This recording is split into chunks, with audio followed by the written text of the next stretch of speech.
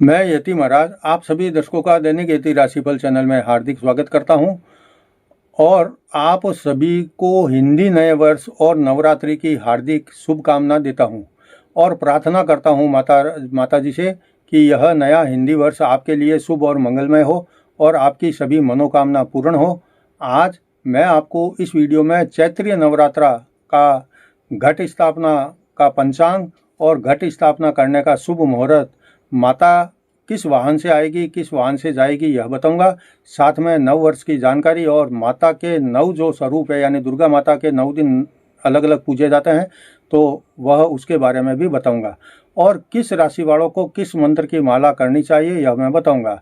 आप मेरा पूरा वीडियो बहुत ध्यान से देखें और अपने लिए इस नवरात्रि को शुभ प्रकार से मनाएं। आप यह जो मैं आपको शुभ मुहूर्त बता रहा हूँ, इस शुभ मुहूर्त में आप अपने घर में पूजा कर सकते हैं।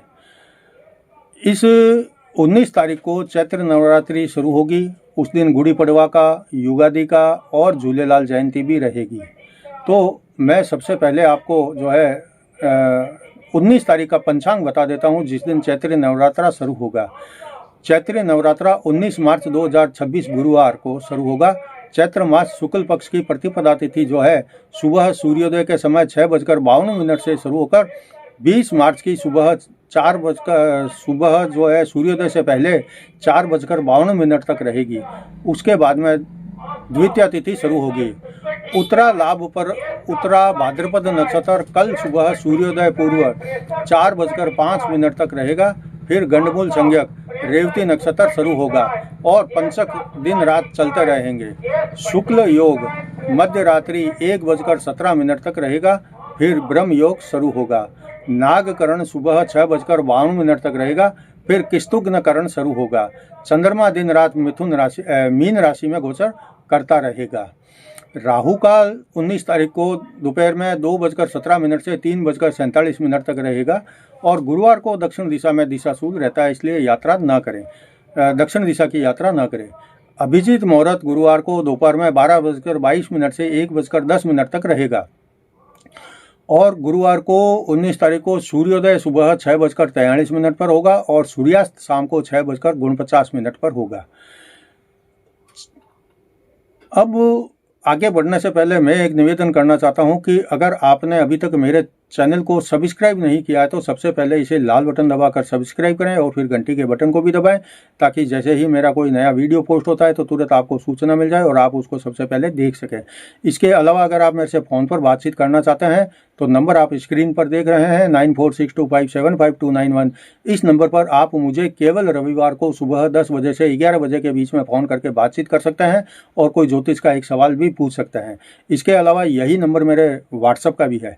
अगर आपको सप्ताह के बीच में कोई बहुत ज़्यादा अति अर्जेंट सवाल पूछना हो जिसके लिए आप रविवार तक रुक नहीं सकते हो तो ही आप मेरे को व्हाट्सएप पर लिखित में टेक्स्ट मैसेज भेजकर संपर्क करें। फ़ोन करके संपर्क न करें। आपने अगर व्हाट्सएप पर कोई अति अर्जेंट सवाल पूछ लिया तो उसका जवाब मैं आपको सप्ताह के बीच में आपको व्हाट्सएप पर ही दूंगा, फ़ोन आदि पर नहीं दूंगा। अब देखते हैं आगे कि घट स्थापना का मुहूर्त 19 मार्च को कितने बजे करें तो ज़्यादा अच्छा होगा। तो घट स्थापना का जो शुभ मुहूर्त है वह 19 मार्च को सुबह 6:52 से सुबह 8:02 के बीच में करना शुभ रहेगा। इसके अलावा दोपहर में जब अभिजीत मुहूर्त हो 12:22 से 1:10 के बीच में, तब भी आप जो है घट स्थापना कर सकते हैं। यह मुहूर्त भी शुभ रहेगा। इस साल माता का जो आगमन है वह पालकी यानी कि डोली के अंदर हो रहा है और विदाई जो होगी वो हाथी पर होगी।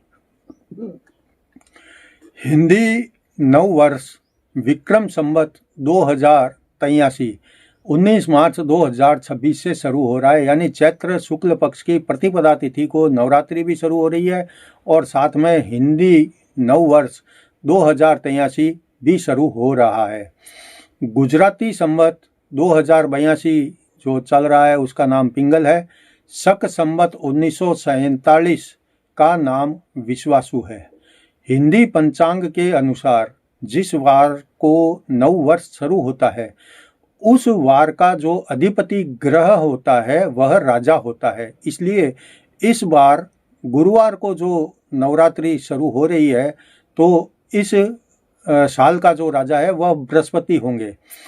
संवत्सर 5 प्रकार के होते हैं, जिसमें सूर्य, चंद्र, नक्षत्र, श्रावण तथा अधिक मास का समावेश किया गया है। यह 365 दिनों का होता है और इसका आरंभ मेष राशि में सूर्य की संक्रांति से होता है। वहीं चंद्र वर्ष के मास चैत्र, वैशाख, ज्येष्ठ, आषाढ़ आदि है। इन महीनों का नाम नक्षत्रों के आधार पर रखा गया है।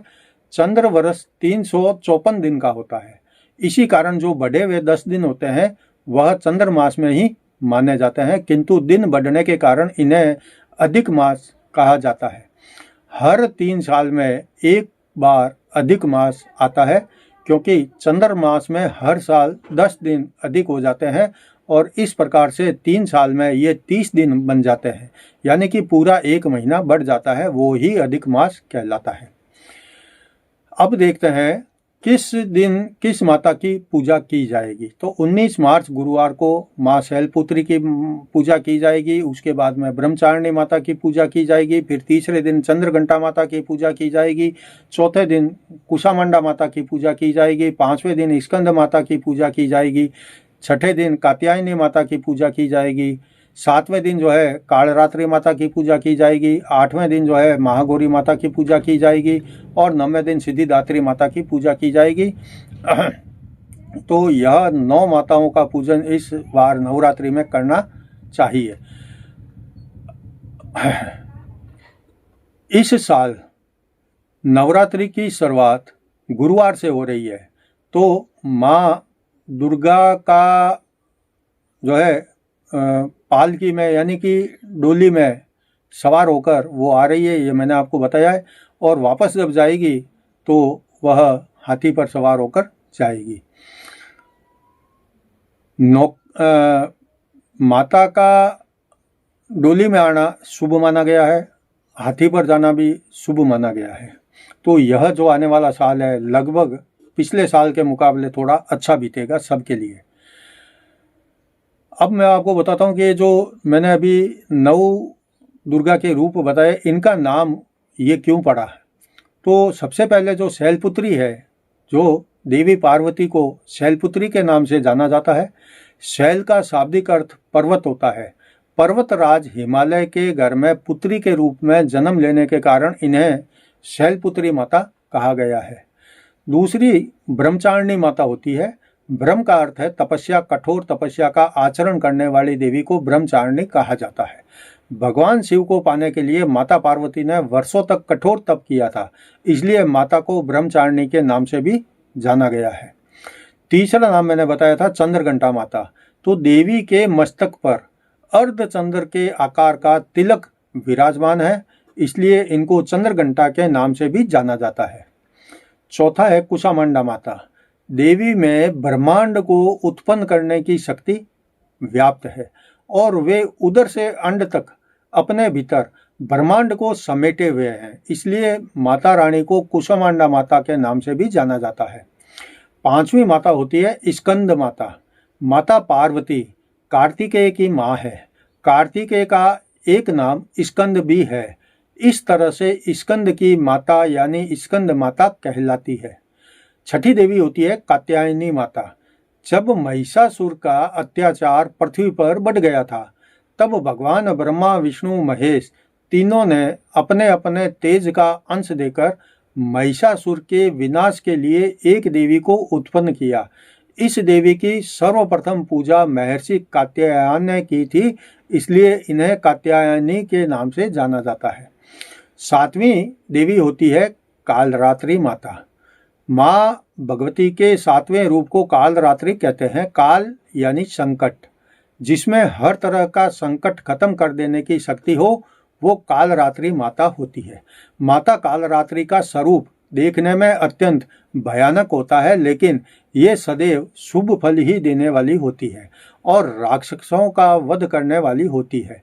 माता के इस रूप के पूजन से सभी संकटों का नाश होता है। 8वां है महागौरी माता। कहा जाता है कि जब भगवान शिव को पाने के लिए माता ने इतना कठोर तप किया था कि वे काली पड़ गई थी। जब महादेव उनकी तप से प्रसन्न हुए और उन्हें पत्नी के रूप में स्वीकार किया, तब भोलेनाथ ने उनके शरीर को गंगा जी के पवित्र जल से धोया था। इसके बाद माता का जो शरीर है वह विद्युत प्रभा के समान अत्यंत कांतिमय गोरा हो उठा था। इसके फलस्वरूप ही महागौरी के नाम से यह माता मानी जाती है। अंतिम मात्रा 9वीं मात्रा होती है सिद्धिदात्री माता। अपने भक्तों को सर्व सिद्धियां प्रदान करने वाली देवी होने के कारण इन्हें सिद्धिदात्री माता कहा जाता है। माना जाता है कि इनकी पूजा करने से बाकी सभी देवियों की उपासनाएं अपने आप हो जाती है, इसलिए सिद्धिदात्री माता की पूजा करना चाहिए और भक्त के कठिन से कठिन काम भी सरल बन जाते हैं इस देवी माता की पूजा करने से। अब देखते हैं कि किस राशि वालों को कौन सा मंत्र नवरात्रि में जपने से लाभ मिलेगा। तो सबसे पहले शुरुआत करता हूँ मेष राशि को कौन सा जप मंत्र करना चाहिए। मेष राशि को ओम दुम दुर्गाय नमः इस मंत्र का जाप करना। वृषभ राशि वालों को ओम मातंगी नमः या फिर दूसरा सर्वमंगल मांगल्ये शिवे सर्वार्थ साधिके शरण्ये त्र्यंबके गौरी नारायणी नमोस्तुभ्यम इस मंत्र का भी आप जाप कर सकते हैं। तीसरी राशि है मिथुन राशि। मिथुन राशि वाले अगर ओम नमो भगवते वासुदेवाय इस मंत्र का जाप नवरात्रि के 9 दिन करें तो शुभ फल मिलेगा। चौथा है कर्क राशि। कर्क राशि को ओम आनंदायकाय नमो नमः इस मंत्र का जाप करना चाहिए। सिंह राशि वाले ओम सौम्य लक्ष्मी नमः इस मंत्र का जाप करें। कन्या राशि वाले ओम नमो भगवती शक्ति स्वरूपेणम नमो नमः इस मंत्र का जाप करें। तुला राशि वाले ओम ह्रीं श्रीं क्लीं महालक्ष्मी नमः इस मंत्र का जाप नवरात्रि में ज़्यादा से ज़्यादा करें। वृश्चिक राशि वाले कौन सा मंत्र जाप करेंगे तो वृश्चिक राशि वाले ओम भूमेश्वरी ब्रह्मांड नायके नमः इस मंत्र का जाप करें। धनु राशि वाले ओम स्वर्ण लक्ष्मी नमः ये बहुत छोटा सरल और बहुत प्रकट प्रभावी मंत्र है। धनु राशि वाले इस मंत्र को जरूर करें। अब मकर राशि वाले देखें कि कौन सा मंत्र करेंगे तो ओम सिद्धिदात्री नमो नमः इस मंत्र का जाप मकर राशि वाले करेंगे तो लाभ मिलेगा। कुंभ राशि वाले अगर ओम महागौरी नमः इस मंत्र का जाप करें तो ज़्यादा अच्छा रहेगा।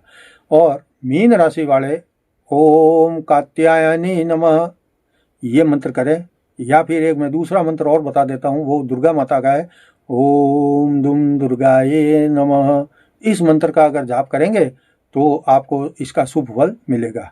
अगर आपने कोई गुरु बना रखा है और आपके गुरु ने अगर कोई मंत्र दिया हुआ है तो आप उस गुरु के मंत्र के जाप भी कर सकते हैं। अगर आप नवरात्रि में दुर्गा माता के 9 रूपों में से किसी का, जैसे मैंने बताया आपकी राशि है, वो मंत्र भी करना चाहते हैं तो आप अपने गुरु से वो मंत्र ग्रहण कर सकते हैं जो मैंने बताया है। अगर आपका कोई गुरु नहीं है तो आप मेरे को फ़ोन करके ये जो मंत्र है मेरे से भी ग्रहण कर सकते हैं और इसका नियमित नवरात्रि में ज़्यादा से ज़्यादा जाप करेंगे तो इसका शुभ फल आपको मिलेगा। अगर आप इस नवरात्रि में ये मंत्र की साधना करते हैं तो रोज़ाना सुबह 12 माला और शाम को यानी रात को सोने से पहले 12 माला करें और रोज़ाना नवरात्रि के बाद यानी नवरात्रि के 9 दिन तक तो 12 माला सुबह शाम करनी है। उसके बाद में रोज़ाना नवरात्रि के बाद में 2 माला का जाप नियमित चालू रखें कि आप पर माता की मेहरबानी स्वतः ही प्राप्त होनी शुरू हो जाएगी। यह था आज के वीडियो में हिंदी नए साल और नवरात्रि के घट स्थापना के शुभ मुहूर्त और नव दुर्गा के स्वरूप की जानकारी, सभी राशि वालों के लिए मंत्र की जानकारी। अगर वीडियो आपको पसंद आया है तो आप इसे लाइक करें और नीचे कमेंट बॉक्स में आप जय माँ दुर्गा, जय माँ अम्बे, जय माँ लक्ष्मी या आपकी जो कुलदेवी माता है उसका जयकारा लिख सकते हैं। अगले वीडियो में मैं कल आपको जो है अप्रैल महीने का मासिक राशिफल बताऊंगा। तब तक जय जिनेंद्र।